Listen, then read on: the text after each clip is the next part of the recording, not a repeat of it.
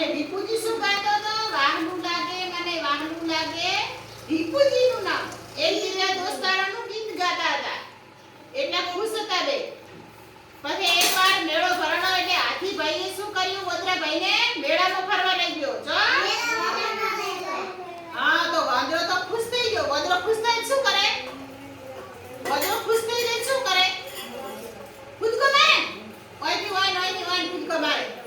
શું કર્યું? હાથીની પીઠ ઉપર બેસી ગયો મેળામાં ફરવા. મેળામાં ફરતા શું જોયું? ફુગ્ગા. તો વદ્રાને તમારે રણબાર મન થાય ફુગ્ગોથી.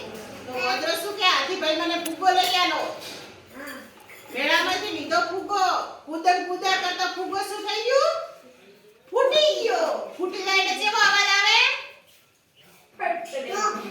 હા, ફુગ્ગો ફૂટે તો કેવો અવાજ આવે? તો હાથીભાઈ ભાગ્યા કે મારું પેટ ફૂટી ગયું. પણ શું ફૂટ્યું હતું? પેટ નતું ફૂટ્યું, ફુગ્ગો ફૂટ્યો તો.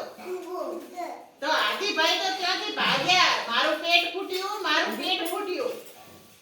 હા, તો પછી રસ્તામાં ઊંટ મળ્યું, શિયાળ મળ્યું, પાડો મળ્યો, વગેરે પ્રાણીઓ મળ્યા. તો શું કે? હાથીભાઈ કેમ ભાગો છો? તો કે મારો ઢોલ ફૂટી ગયો. પેટને શું કીધું? ઢોલ.